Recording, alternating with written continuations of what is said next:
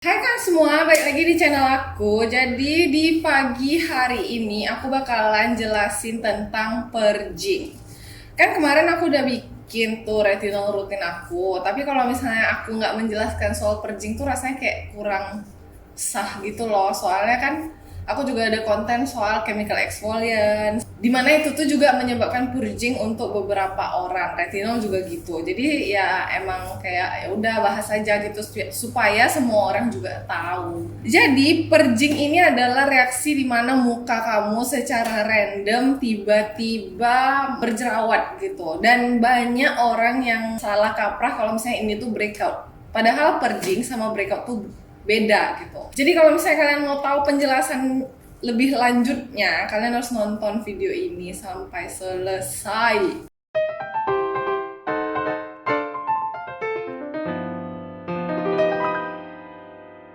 Jadi sebenarnya purging itu cuma terjadi di saat kalian tuh mulai memakai skincare yang mempunyai active ingredients yang mempercepat skin cell turnover kalian. Apa skin cell turnover itu? Skin cell turnover itu adalah regenerasi kulit. Jadi kayak kulit matinya dibuang terus tumbuh kulit baru, cuman proses itu dipercepat gitu sama beberapa active ingredients. Jadi sebenarnya apa aja active ingredients yang bisa menyebabkan purging? Jadi yang paling populer itu biasanya adalah chemical exfoliants, retinol, vitamin C, sama segala jenis physical exfoliants lainnya. Terus sebenarnya berbagai macam jenis acid lainnya juga bisa mempercepat skin cell turnover kita. Cuman yang 4 ini adalah 4 yang paling populer, yang paling sering kita pakai deh gitu ya. Nah, gimana cara sebuah active ingredients ini mempercepat regenerasi kulit kita, dan kayak kenapa bisa tiba-tiba purging breakout itu, kenapa malah jerawatan? Kalau misalnya sel kulit mati dihilangkan kan malah bagus gitu kan. Masih itu pertanyaannya.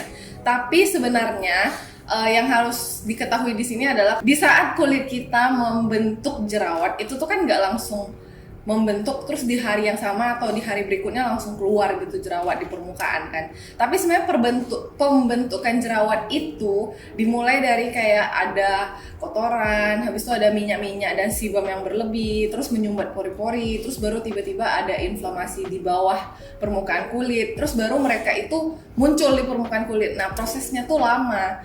Dengan menggunakan bahan-bahan yang bisa mempercepat regenerasi kulit kita, kan kulit mati kita tuh lebih cepat hilangnya, terus kulit baru kita lebih cepat munculnya kan. Jadi semua kayak anak-anak jerawat yang udah terbentuk di bawah kulit kita itu tentu dari lapisan kulit paling dalam ke lapisan yang paling terluar, jadi lebih cepet dong karena lapisan-lapisan ini regenerasinya makin cepet gitu. Nah banyak banget yang salah kaprah, nggak bisa bedain purging sama breakout, dan waktu mereka purging mereka malah panik kalau itu tuh breakout dan mereka stop pakai produknya. Dimana itu tuh sebenarnya kalian cuma perlu tunggu sampai purgingnya selesai, dan purging biasanya makan waktu 2-8 minggu, beda-beda ya tiap orang. Dan setelah itu sebenarnya kulit kalian tuh bakalan jadi bersih gitu, semua jerawatnya hilang dan nggak bakal ada breakout gede lagi di masa depan gitu. Jadi sekarang aku bakalan jelasin apa perbedaan purging dengan breakout. Jadi yang pertama bedanya itu dari penyebabnya ya. Kalau misalnya purging biasanya disebabkan karena kamu tuh baru mulai memakai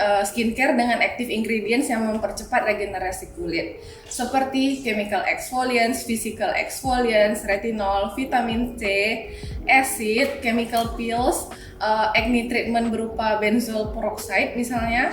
Dan kalau misalnya breakout itu tuh lebih ke penyebabnya kalau misalnya nggak cocok terhadap suatu produk atau pori-pori kamu tuh tersumbat gitu. Jadi kalau misalnya tiba-tiba kamu itu jerawatan tapi kamu tidak menggunakan produk baru yang ada kandungan-kandungan ingredients yang mempercepat regenerasi kulit, itu tuh biasanya breakout.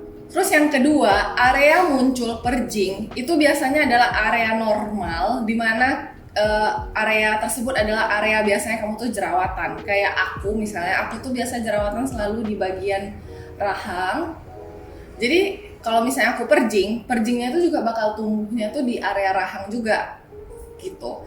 Kenapa? Karena ya seperti yang aku bilang kan, dia tuh bukan membuat jerawat baru, tapi dia tuh cuma memunculkan jerawat yang udah terbentuk ke permukaan kulit. Jadi of course jerawat yang kita yang udah kita bentuk itu ya jerawat yang normal yang kita selalu dapat gitu kan. Jadi kalau misalnya jerawat kamu biasanya di area pipi, ya dia perjingnya bakalan di area pipi gitu, nggak mungkin bakal tiba-tiba ke kening. Kalau misalnya breakout itu dia munculnya tuh di area-area random aja gitu. Terus kemunculan perjing ini biasanya dia bakalan muncul secara berkelompok tapi kecil-kecil gitu, kayak misalnya satu kelompok di sini, satu kelompok di sini gitu. Tapi kalau misalnya breakout dia tuh munculnya tidak berkelompok tapi lebih ke konsisten. Kayak misalnya di sini terus muncul lagi di sini, terus muncul lagi di sini, muncul lagi di sini, terus di sini, terus di sini gitu. Jadi dia tuh emang munculnya tuh terus-terusan dan secara konsisten gitu. Selain itu yang paling penting adalah kalau misalnya perjing dia itu bakalan muncul dalam bentuk jerawat kecil, bukan jerawat radang yang inflamasi gede gitu yang merah-merah. Nah, dimana kalau breakout itu biasanya dia bakalan kelihatan di kulit kita itu terjadi pembengkakan. Jadi dia bakalan muncul dalam bentuk jerawat yang radang, yang merah-merah gitu. Jadi kalau misalnya kamu punya jerawat kecil-kecil muncul waktu kamu pakai skincare yang mempercepat regenerasi kulit, kemungkinan besar itu adalah perjing, bukan breakout. Jadi kamu lanjutin aja pakai produknya. Yang kelima, sebenarnya kemunculan perjing itu beda-beda tiap orang, tapi biasanya itu tuh bakalan makan kayak beberapa hari setelah pemakaian produk. Dimana kalau misalnya breakout itu efeknya tuh hampir instan atau 1 hari setelah gitu.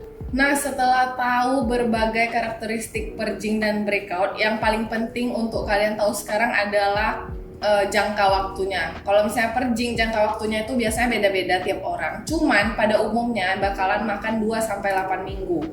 Jadi kalau misalnya kamu merasa kamu perjing tapi udah lewat dari 8 minggu, ada baiknya juga kamu tuh cek ke dokter biar mendapatkan diagnosa yang lebih pasti gitu. Dimana kalau misalnya breakout itu tuh kayak nggak ada jangka waktu pasti kapan berakhirnya gitu. Jadi bisa aja sampai 5-10 bulan, setahun gitu. Jadi apa yang harus kamu lakukan kalau kamu tuh mengalami perjing? Aku sangat menyarankan kalian itu untuk melanjutkan pemakaian produknya hingga perjingnya itu selesai.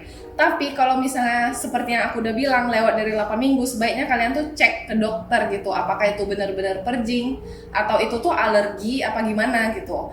Nah, sedangkan kalau misalnya breakout, aku menyarankan kalian tuh langsung berhenti pakai produknya, dan kalau misalnya makin parah kalian harus cek ke dokter karena jangan sampai self diagnose yang salah malah jadinya masalahnya makin gede gitu. Jadi gitu aja untuk topik hari ini. Semoga kalian tuh sekarang lebih ngerti mana yang perjing, mana yang breakout gitu ya. Jadi kalau misalnya kalian mau tanya-tanya, kalian bisa tanyain di bawah, aku bakalan coba jawab.